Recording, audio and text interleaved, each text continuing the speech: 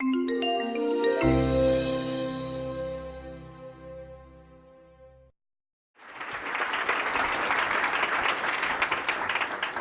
look, thank you everyone for coming. It's a really special privilege and honor for me actually to talk to Gary. In my opinion, my humble opinion, the greatest chess player of all time. And you know, I've really enjoyed his book, which I reviewed recently, and you know, I was impressed with Gary's understanding of artificial intelligence and the latest advances in that. So, you know, it's going to be great to talk about that as well as chess today. Yes. So welcome. Thank you very much Google and DeepMind. for your review that offered me ultimate protection against all the tech guys that try to criticize me for not being an expert. Well, I'm glad if that can be of use. So before we get talking about you know, Deep Blue Match, and I'm sure everyone's going to want to hear about your insights on that, and also machine learning more generally. And I wanted to begin by asking you, you know, about growing up as a chess champion in Soviet Union. Did you always want to be a chess player, a world champion at chess? Did you consider anything else, or were you from a very young age decided this was your path? I learned how to play chess when I was 5 or 6. I'm sorry I couldn't give you an exact moment. Nobody was there to tweet about it. It was late '68, maybe early '69. Yeah, watching my parents trying to solve chess problem, and I loved the game at first sight. Ever since, you know, I'm still in awe with the game, and I could feel that was a match made in heaven, and everybody around also could see that chess was a perfect fit for my mind. Skills, yeah. And actually, you talk about in the book about chess informing all of your thinking and the rest of your life, right? What do you mean by that? What skills can you see yourself using in the rest of your life that you learn from chess? Naturally, if you are engaged in a competitive sport at such an early age, you see many things just as a reflection of your chess games, your engagement, because you have to play, you have to win. Yeah. That means you have to change certain habits and certain customs. What was important for me, that's what I learned from my mother, is that my game was not just about winning. It was also about making a difference. And that's what helped me to make a transition later on in my life from playing chess, being #1 chess player for 20 years, to other things that I'm doing now, not pretending that I could be #1 and repeat my outstanding achievements in the game of chess, but still recognizing that I'm quite useful because I'm trying to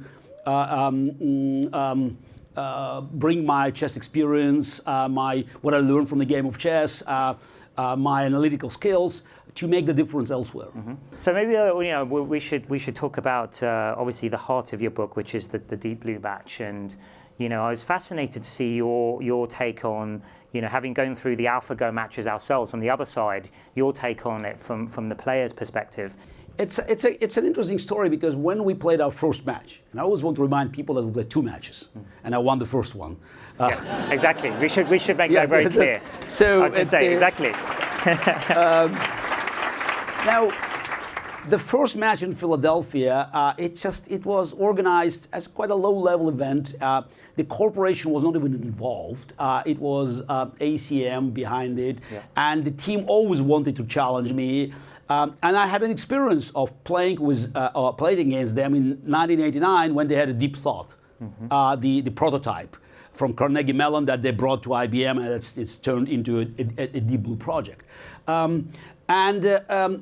Everything has changed after game 1, which, by the way, if we are talking about a watershed moment, that was in February 1996 in Philadelphia when I lost game 1 of that match. Because the rest is, you may argue, a matter of technique, matter of time. It was like signing on the wall. If the machine could be the world champion in 1 game, then eventually, yeah. I fought back, I won the match, I won game 2 and game 5 and game 6, but it was pretty clear that the rest would be a matter of time. And the first game had some kind of a record following on the internet. I think it's the numbers they had, they were even higher than numbers later on in Atlanta that what IBM run the website there. And suddenly the corporation Luke Gersher and his team discovered the huge potential at a relatively low cost. So, while the rest of the match was still, played, it was purely chess, then it turned into a big corporate endeavor. And look, it's water under the bridge. 20 years ago, I lost the match, but I think, and I described in the book, I made many mistakes in preparation. And one of the biggest mistakes, and that's quite, that's why I was so upset with myself, is that I didn't treat the IBM Deep Blue as just, a pawn in the way I treated Anatoly Karpov or Vishy Anand or Nigel Short. For me, it was still, I was still part of a great social and scientific experiment of the end of the 20th century. Something that could help us to understand more about how we humans make decisions, how machines can play with us. It was not just, winning or losing. Big mistake. Yeah. Now, for IBM, it was just about winning or losing. Yeah. And one of the big mistakes that I made, it's just while signing the contract, you always have to read the fine print. Yeah. I'm going to say the rematch clauses. And because it's when people ask me whether IBM cheated, no, they just bend the rules in their favor. They follow the letter, but not the spirit of the agreement. And for instance, one of the big issues after our first match in Philadelphia for me was, how can I prepare if I didn't have any games? This is the normal way to prepare. You look at the games of your opponent.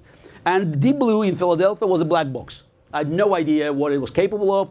Though I saw few games that machine played against other computers, but it was not the machine that faced me. Now, more than 1 year, 15 months between the first match and the second match, and I was under the impression that I will be treated fairly, because after my first victory in Philadelphia, I went to Yorktown Heights. I sat with their team. They had this similar arrangements for all IBM labs around the world. So the atmosphere was very friendly. Yeah. And then it changed. And then I expected the games to be provided, and then they said, wait a second, but did you read?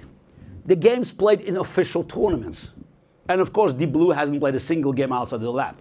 Right. So, which means that in May 1997, I faced another black box that I knew was much stronger than it was before, but still no idea what to expect. I knew they had a professional team, so they made a massive preparation, and I have to also admit my preparation was quite lousy, because again, it only just before the match, a week before the match, I realized that's how difficult the challenge could be.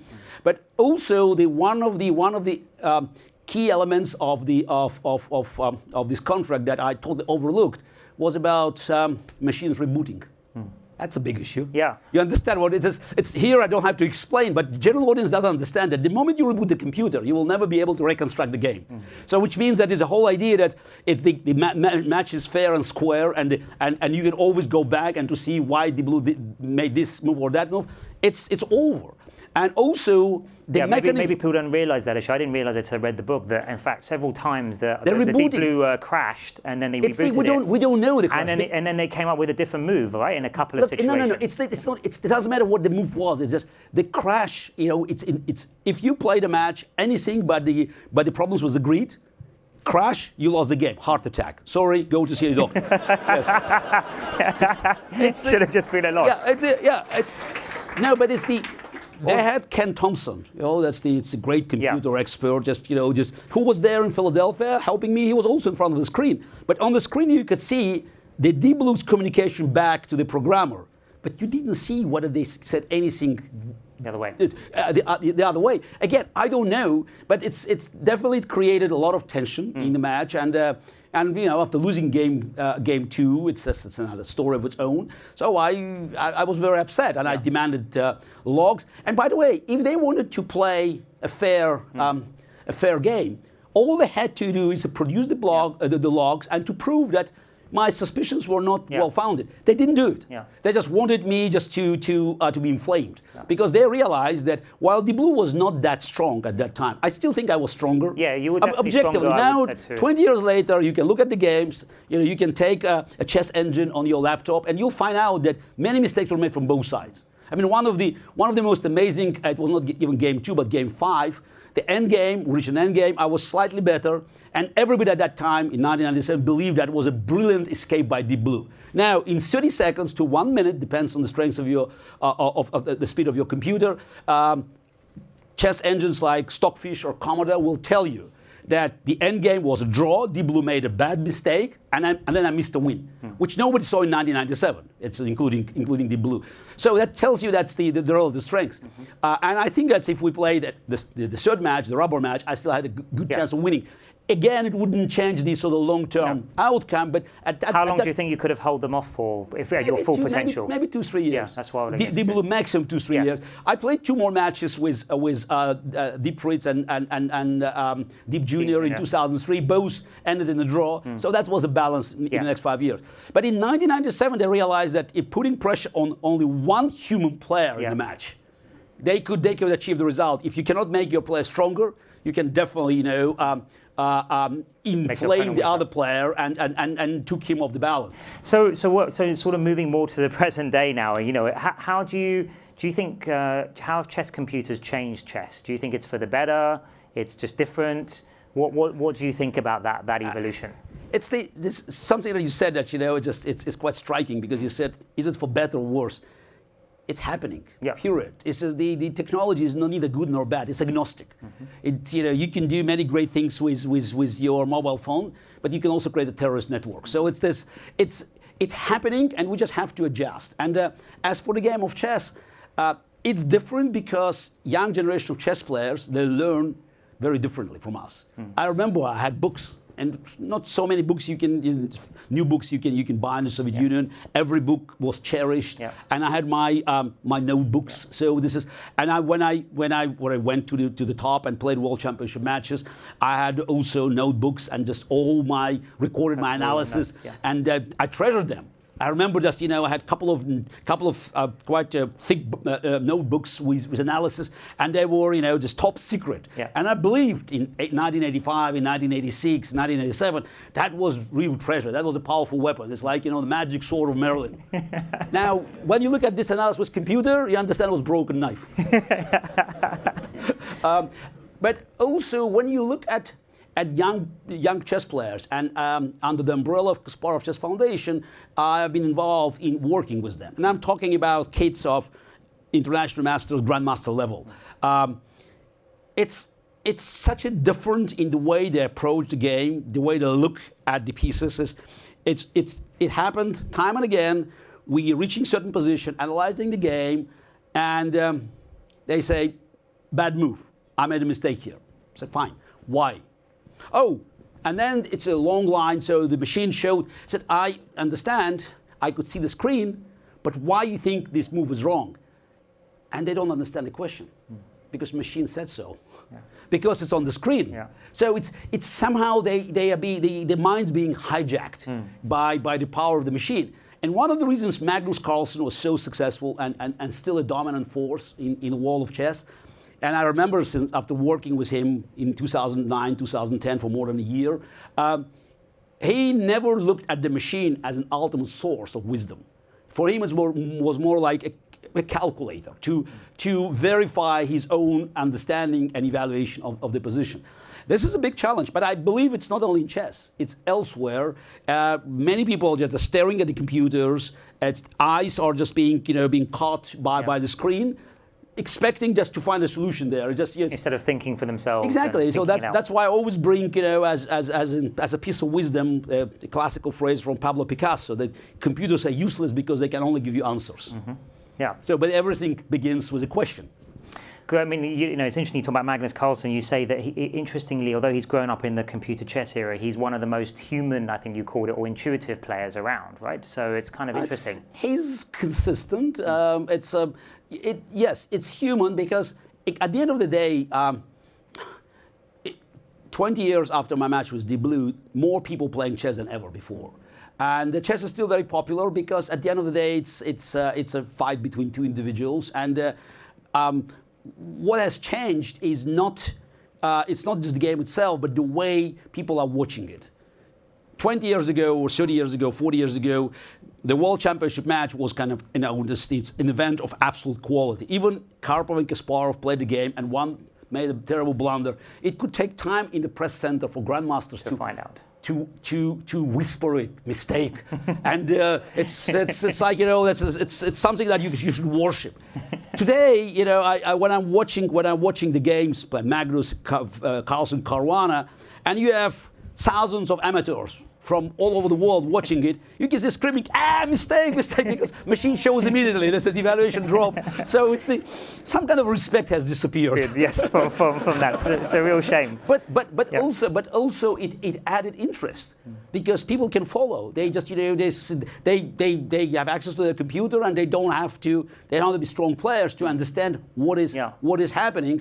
And one other interesting thing you said actually about the chess computers, and I wonder if it's going to happen with Go as well. In the countries that are not traditionally good at chess or Go, because they have access to these machines, maybe kids in those countries can now get very strong, right? Like Magnus in Norway, or I don't know whether that's, I'm not sure Magnus, meteoric rise was due to computers, and maybe it's because in this environment you don't have to spend so much time learning from other players, so the process of maturing for the chess player is much shorter. You have grandmasters at 14, 15 today. They know much more than Bobby Fischer knew 40 years ago, just because they played many games, they could travel around, they could watch the games. So chess is a perfect match for internet, because you can follow the games, you can learn, you can analyze. So there are many things you can do that dramatically increase the pace of learning and getting to the top. So you invented, I think, the concept of advanced chess, right? Man and computer, human and computer. Yeah, sure. Yes, human and computer versus computer. Are you still stronger? Have you tried that recently with the latest chess engines? Is that still true now? Yes, while licking my wounds after the blue match, so I thought, how about bringing it together? Just out of curiosity, because I thought, wait a second, if I just can play with a machine, just against another player, so maybe we can play perfect chess. Now, the interesting thing is, when we played this match with Veselin Topalov, another top player, in 1998, I can tell you the quality was not very high, because it was limited amount of time, and it was so new for us, how to use the machine. And eventually I realized, and we had many events, the so-called freestyle events on the internet, that proved that it sounds quite ironic, but you don't need a very strong player to get the best result of human plus machine combination. It could sound like a heresy now, but I would say that you don't want a strong player. You need a good operator, a decent player, but someone who will follow the machine, I should guide the machine, but not will you to use the machine to back up his or her own ideas. Because instinctively, if I team up with a computer, I'll try to make my own moves. You don't have to. All you need is just to maximize the effect of machines play, because machines are so strong now. All you have to do is just to guide them. Sometimes you can feel, no, just slight correction, move here, move there. So it's something that requires very different kind of qualities. It's more about interface. So you don't need great knowledge of the game. By the way, it may help, but but on the other side, it may preclude you from sort of using machines' power, because you'll try to play your own game, which could be detrimental. So it's something that I think you touched on in a few places, that it's become known as Kasparov's law now, right? Something like this, with the process is actually more important. Do you want to explain what that is? And again, I relied on the results of the freestyle tournaments, and what's happened is that, as predicted, a human plus machine beats supercomputer quite handily. But the most unexpected story was that it's, as I described, a relatively weak human or a group of humans plus machine or machines plus a better process. They of course they beat a supercomputer, but more remarkably, they beat a strong human plus a machine plus inferior process. So that's led me to the conclusion that's all about interface. There's so many ways of empowering machines without creativity. So not our creativity was machines brute force of calculation. Actually, you do it other way around, and then the result is it could be phenomenal. So it strikes me in the whole book you're very optimistic about technology in general, in terms of like what it might be able to do. What is this a kind of process? Is that a kind of blueprint for in advanced chess of how you see things going forwards in other areas of life with machines and humans working together in a complementary way? I believe the future is a self-fulfilling prophecy, and I cannot stand all these doom and gloom predictions.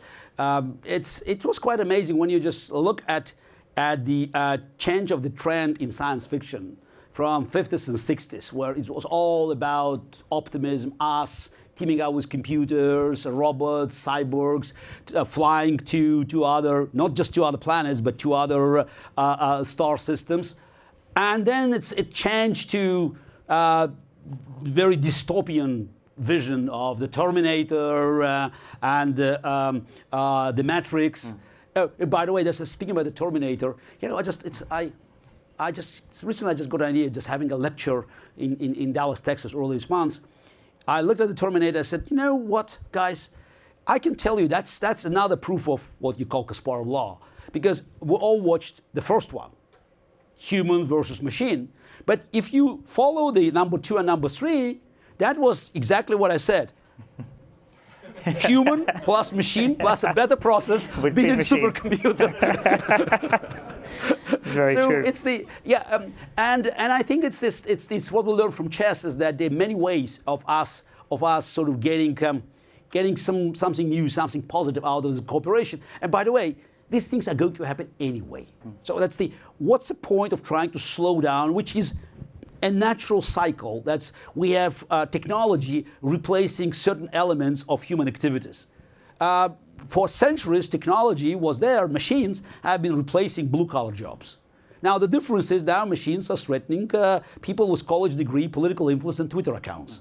That's why we hear all the stories about it. But that's absolutely normal. I think that's called progress. And if machines taking over certain menial parts of elements or aspects of cognition, that's not the end of the world. There's still many things that humans can do. All we need is just to look for new challenges and for new frontiers. So we just come back from China for the AlphaGo match against Ke. And one thing that happens in Go, which is slightly different from chess, is in Go there's a tradition of players thinking about how far off from optimal play are they, in theoretical God play or optimal play. So how far do you think even the top chess computers are from optimal chess? I mean, what do you think the top ELO rating would be possible to play at chess is? Do you have an idea?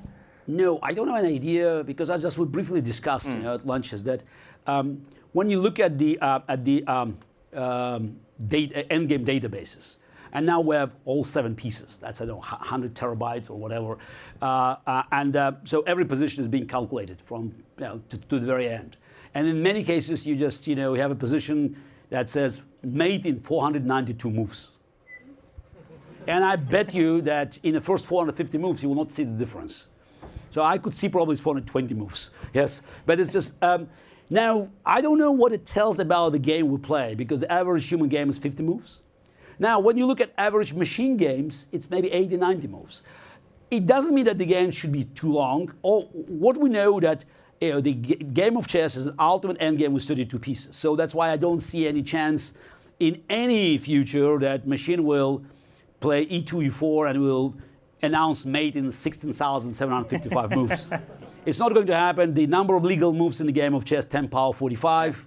That's enough to feel safe. But it's not about solving the game, it's about winning the game. And I think there's still, some improvement. The machines could get better and better. Basically, sky is the limit. And today, I still think Magnus, who is white in his good day, will probably secure a draw against the machine. But winning against the computer today, it's virtually impossible. It's the level of precision that is required, the level of vigilance, it's impossible. So we're not used to play with such a tension. So machines will get better. And by the way, we see an improvement all the time. I remember this as well by writing my books, my great predecessors, and then my matches against Karpov, and then my best games, and some of the games, the same games, analyzed 2-3 years later with a just new version of the same engine, and just I could see that, you know, there's some of the moves that I treated as great in say 2009, in 2012. With more powerful computer, I had my doubts. Yeah, very cool. So look, I've got so many more questions, but I know I should give some time. The time is moving forward, so I don't know. I should let the audience ask any questions. If you put your hand up high, so I can see. Wow. Oh, total silence. We covered everything. Well, let me ask you another question. Oh, wait a second. There's a question over there. Yeah. Yeah. Okay. So I wanted to ask you. I was too young when the Deep Blue match happened, so I don't have any personal memories of it. Too young, yes. But when I read stories of it, it kind of struck me that the match seemed like everyone was. It had great publicity, but people really wanted to see whether, well, to put it blunt, whether you would lose against the machine. And I found this really. My question is basically. Do you feel like this was the case, or do you feel it actually felt like a normal chess match where people would see who would win? Or rather, do you feel like you had support on your side as well? Oh, yeah, I had plenty of support. I can tell you that most people who wanted me to lose, they were actually in the world of chess. Now, because I was a world champion for 12 years, and that was the first event I ever lost. So that's naturally, a lot of people wanted me to lose one day. And since I was unbeatable in human chess, so they had their hopes in the machine. But the atmosphere there was phenomenal, and it was a reflection of the famous cover of the Newsweek, The Brain's Last Stand. And I remember when I won game one of the match, it was a big celebration. I can even remember on CNN, they talked, the two presenters, they talked about it and said, look, it's a Russian playing an American machine, but I'm rooting for a Russian. Any other questions? Sorry. Hello, Tore Grapel from the AlphaGo team. Humans seem to be more efficient in playing both chess and Go, probably, in that they evaluate much fewer variations and positions than computers do. I mean, by many orders of magnitude, probably. Can you give us an intuition of how this difference can come about? What are humans actually so good at in chess that they can do this so efficiently, and that they only need to examine so few variations as compared to computers? Now, we can talk about sort of general rules, but also you should remember that there are different playing styles, because the way Karpov or myself will look at the same positions could be very different. Because I will maybe look for an opportunity to break through, just to sharpen the game, to create complications, and Karpov will be looking for sort of long-term strategic advantage that could manifest in the end game. Those are the differences. What brings us together is that, as you just said, we didn't have to analyze millions of lines. We couldn't. So we could look for one or two options. How do we know that those two options are the best? I don't know. I know this, what it is. But again, then we had another subtle difference. I will probably try to go as deep as I can calculating. Karpov will try to look for an option where he doesn't have to calculate at all. So relying on his understanding, because there are many patterns. You can recognize patterns. And then bringing patterns together, you can have a picture, a big picture. That's what humans are unique at. And that's why, for instance, if you team up with a computer, sometimes even without calculating, I wouldn't go there. And then it's quite interesting to check whether machine's calculation proves it.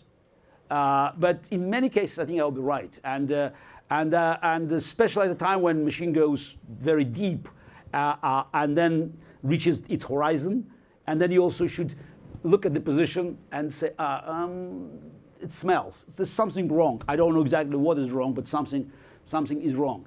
There are also situations where you have to calculate, when you sacrifice something.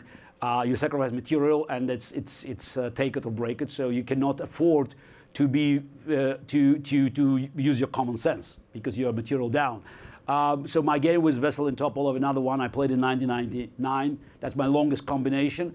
So I cannot tell you that I saw every line there. It will not be true, but the combination, the final position that I saw, it's like kind of lightning, just very quickly what will happen at the end. It included it's a 30 ply length, 15 full moves. So that's ironically that because I saw the final position, as later machine proved that I could win earlier. And Topolov missed a chance to not to escape, but to have the end game that he could probably defend. But otherwise, it's what you describe is just another proof of the Moravec paradox. Yeah. That's the.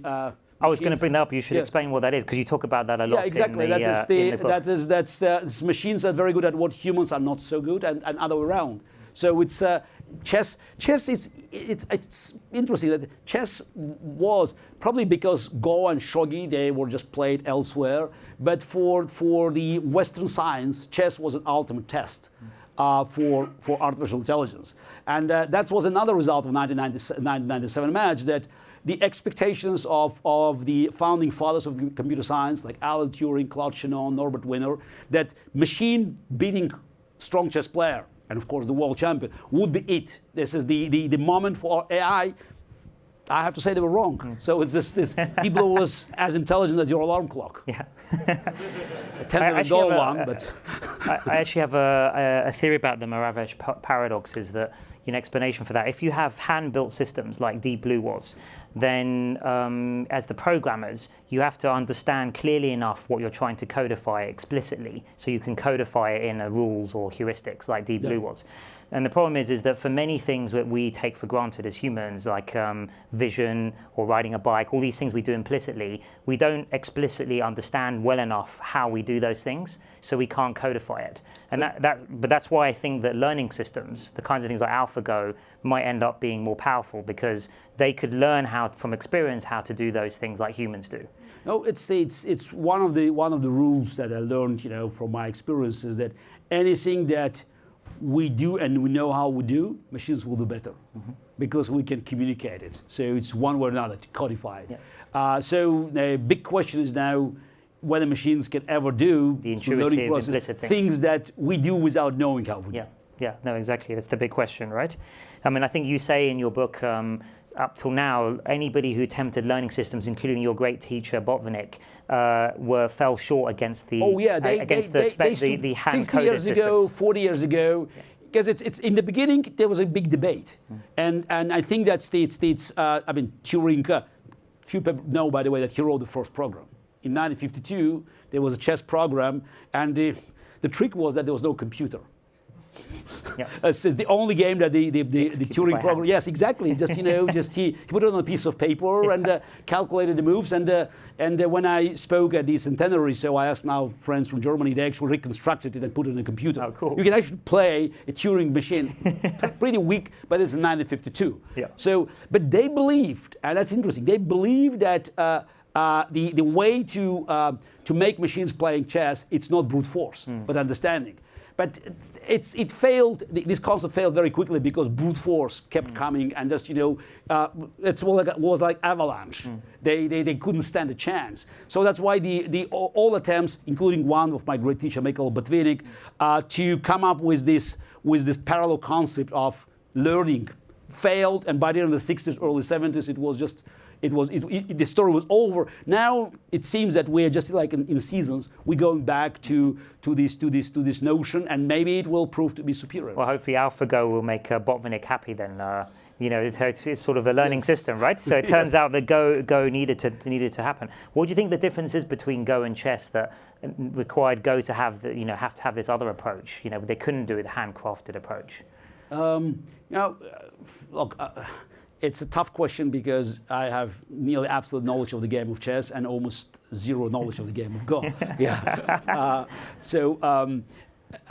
But from what I know is that the Go doesn't have the same tactical configuration. So you have to. It's all about strategy. It's just it's a long term, and that's why it's far more difficult for machines to learn how to do that. But also, if machines could do it at a certain level, they could be deadly for humans because they suddenly become superior. So I'm not sure. It's just I'm speaking to a great expert. I still think that relatively, if you compare the strengths, I think the chess playing engines are relatively stronger than AlphaGo. It's in absolute ratings. No, but then you look at it, but then the gap between it's just because the mistakes made by human players in Go, they are deadlier. They are just they could offer more openings for the machine. So in chess, the human game is always unstable. So it's not as steady as the machine. But I think in Go, the depths of the mistake could be far more significant than in chess. I guess we'll have to put that to the test by teaching AlphaGo chess to play chess, right? And then we'll see. That'll be interesting, you know. Yeah. So how soon AlphaGo can crash the strongest chess engines? Again, it's what I said. It's not about AlphaGo, but it's about the nature of the game, Go and chess.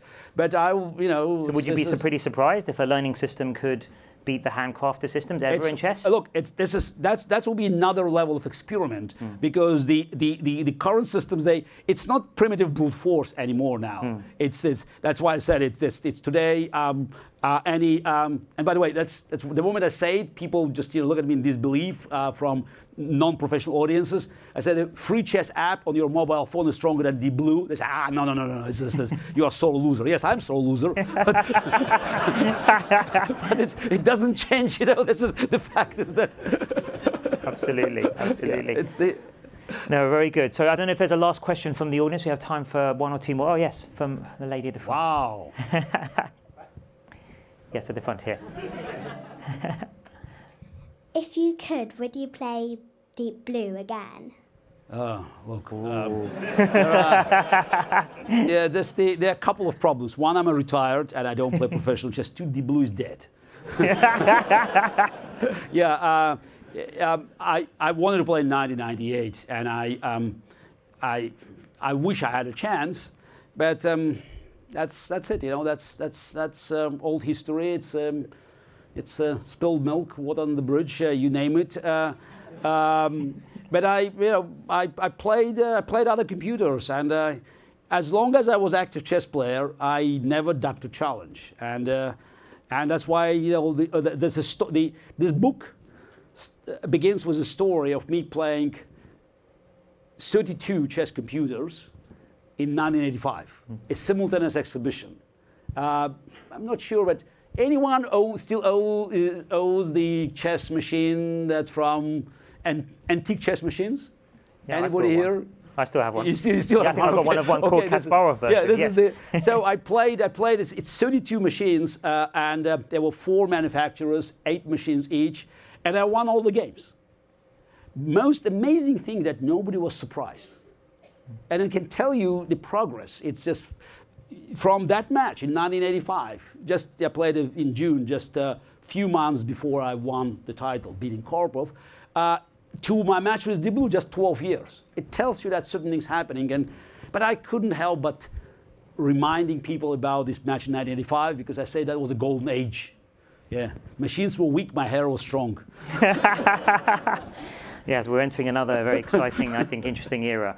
So, look, I think let's all thank Gary for an amazing discussion. And Thank you. Thank you, Gary. Thank you. Thank you very much.